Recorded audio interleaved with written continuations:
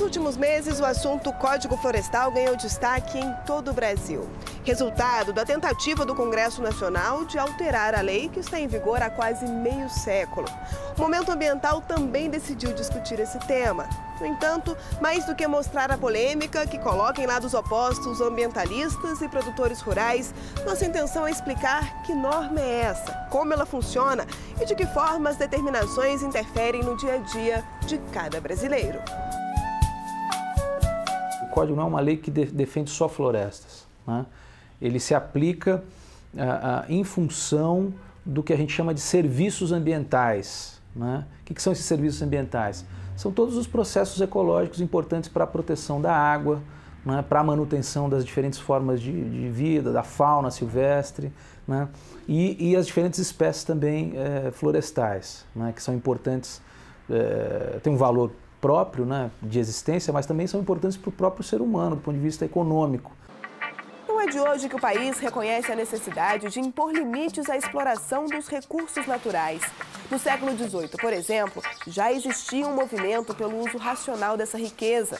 Mesmo assim, a preocupação ecológica não ficou evidente no primeiro Código Florestal, criado em 1934.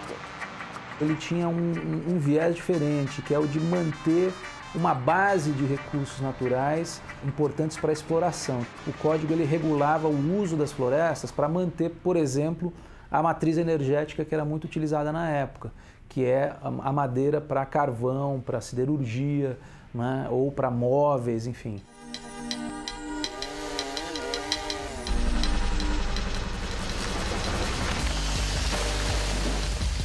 Essa lógica prevaleceu por 3 décadas.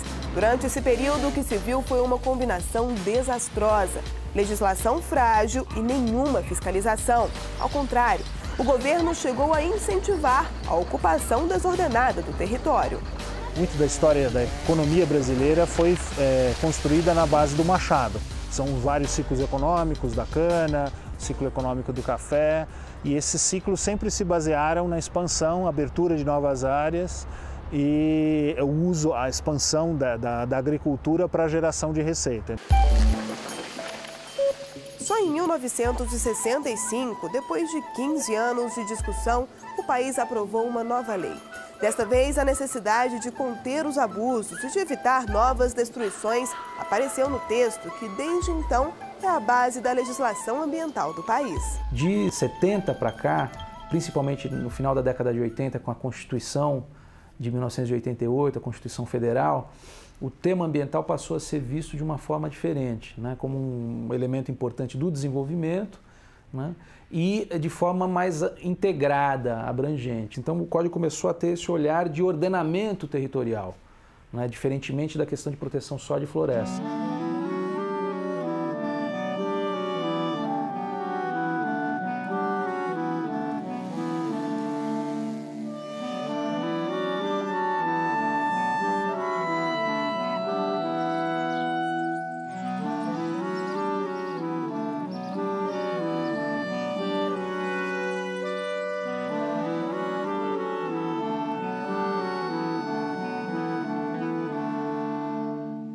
Um dos principais avanços do Código de 65 foi a consolidação do conceito de reserva legal.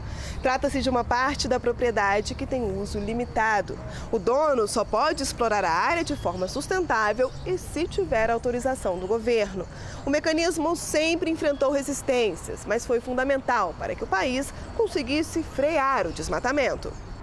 O Código estabelece alguns padrões que variam de acordo com as características de cada região.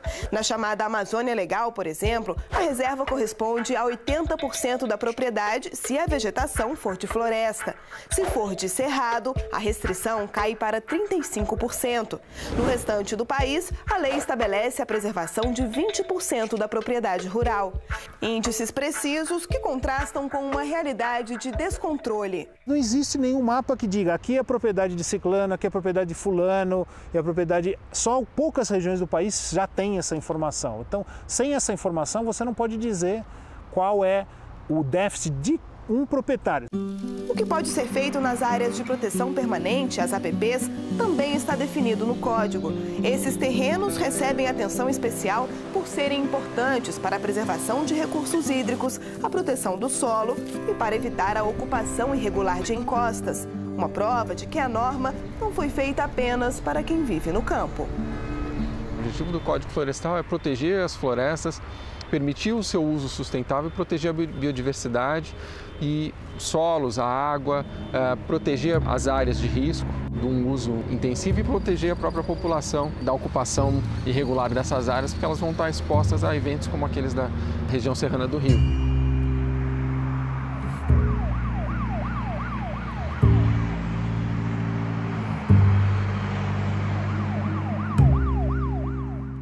Se o Código Florestal, digamos, em tese, né, fosse cumprido da forma como ele está hoje estabelecido, a gente teria muito menos problemas de ordem de áreas de risco, enfim, de assoreamento, de desmoronamento, de enchentes. Quer dizer, com certeza a gente teria muito menos problemas do que tem hoje. Mas como garantir o cumprimento de uma norma que não foi totalmente regulamentada? A lei era genérica e indicava claramente que a sua implementação requeriria a implementação de um regulamento, de uma regulamentação específica, muitas vezes a ser definida pelo Ministério do Meio Ambiente ou pelo CONAMA, né, o Conselho Nacional de Meio Ambiente. O que aconteceu é que, ao longo dessas décadas, infelizmente, muitas dessas regulamentações não foram feitas ou não foram criadas para possibilitar a implementação de muitos dos dispositivos do Código Florestal. Foi o que aconteceu com o chamado zoneamento econômico-ecológico. O estudo é uma espécie de radiografia que determina como cada região pode ser explorada. Esse instrumento ele é básico e ele está previsto na nossa Lei de Meio Ambiente desde o ano de 1981.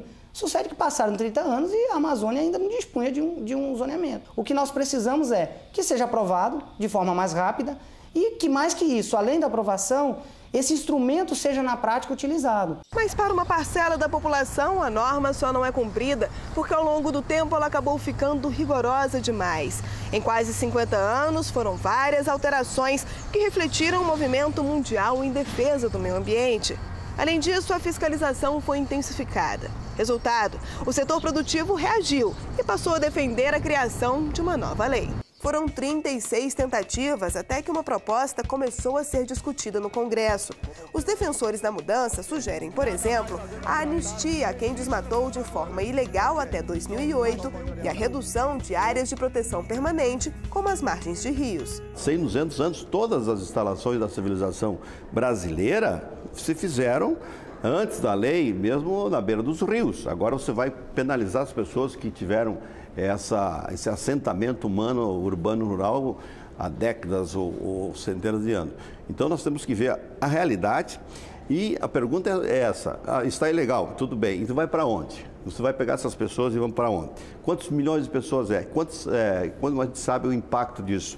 Quanta área que você vai deixar de plantar? Quantas cidades você vai ter que mudar? Outra sugestão polêmica é a que transfere para estados e municípios o poder de decidir o que pode ser feito em áreas de proteção permanente. O município faz melhor que o estado faz melhor que a União, porque está mais perto e a população está ali para fiscalizar.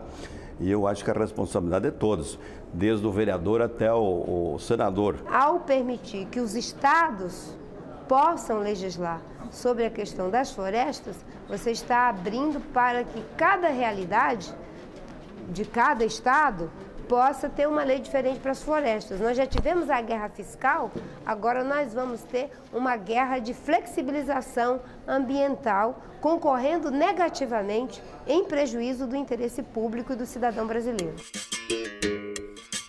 Os ambientalistas reconhecem que o código precisa ser aperfeiçoado.